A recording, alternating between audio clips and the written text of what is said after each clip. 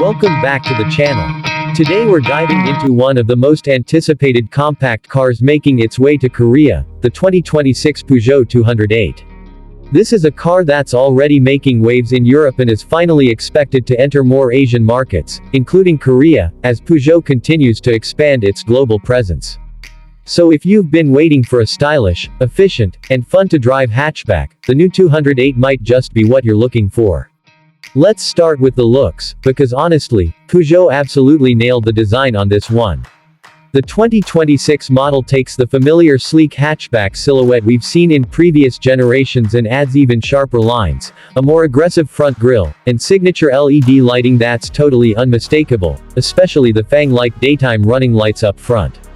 It's sporty without being over the top, and the aerodynamic updates aren't just for show, they actually improve efficiency, too. From the side profile, you'll notice the bold sculpting along the doors, and at the rear, there's a more refined take on the Peugeot claw-light design, now linked by a glossy black trim bar that gives it a wider stance visually. New wheel designs, fresh color options, and subtle Peugeot logo updates round out the visual upgrades. It looks high-end for a compact car and is definitely going to turn heads in Seoul's crowded streets. Now, under the hood is where things get interesting. Peugeot has confirmed that the 2026 208 will continue to offer both internal combustion engines and an updated fully electric version. For Korea, there's a strong chance both will be available, depending on the final market strategy. The petrol engine lineup includes a turbocharged 1.2-liter 3-cylinder engine, offering different power outputs, most likely ranging from 75 to 130 horsepower depending on trim. It's paired with either a 6-speed manual or an 8-speed automatic transmission. The combustion variants are aimed at those who prioritize affordability and fuel economy, and they're expected to offer somewhere around 17 to 19 kilometers per liter in real-world conditions, which is pretty competitive in this segment.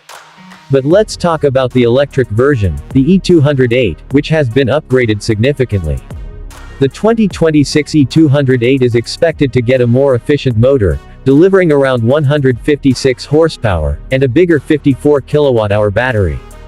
That means we're looking at a real-world range of over 400 kilometers on a single charge, which makes it much more practical than earlier EVs in this size category. It supports fast charging up to 100 kilowatts, which can get you from 20 to 80% in about 30 minutes. That's super convenient for city dwellers who don't want to spend hours waiting at a charger.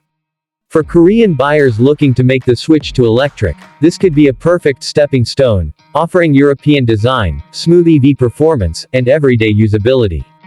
As for performance, regardless of which powertrain you choose, the 208 is known for its balanced handling and fun-to-drive character. It's not a hot hatch, but it's lively enough to enjoy on twisty roads while still being calm and comfortable in traffic. Peugeot has worked on improving chassis stiffness and reducing overall weight slightly for the 2026 model, so drivers can expect more precision in the steering and better body control. This should feel more mature than its size suggests, which is exactly what you want in a premium small hatchback. Now, let's talk about pricing and availability in Korea. Official prices haven't been confirmed yet, but based on European pricing and local taxes, we expect the base petrol models to start around 22 million won, with higher trims pushing up to about 28 million. The electric E208 will obviously be more expensive, likely starting around 35 to 38 million won before any EV subsidies or government incentives. Once you factor in Korea's EV subsidies, which can be quite generous, the price might be brought down enough to compete directly with cars like the Hyundai Kona Electric or the Kia Niro EV.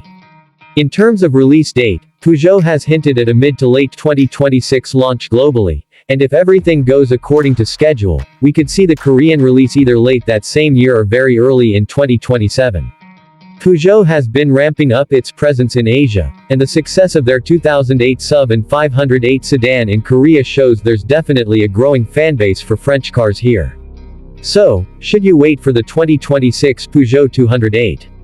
If you want a car that's compact, stylish, and efficient, with a bit of that European flair, it's definitely worth keeping on your radar. Especially if the E208 arrives with competitive pricing and strong government incentives, it could be one of the most attractive EV hatchbacks in Korea's urban market. Thanks for watching. If you found this review helpful, give it a thumbs up and don't forget to subscribe for more car updates and reviews coming your way soon. See you in the next video.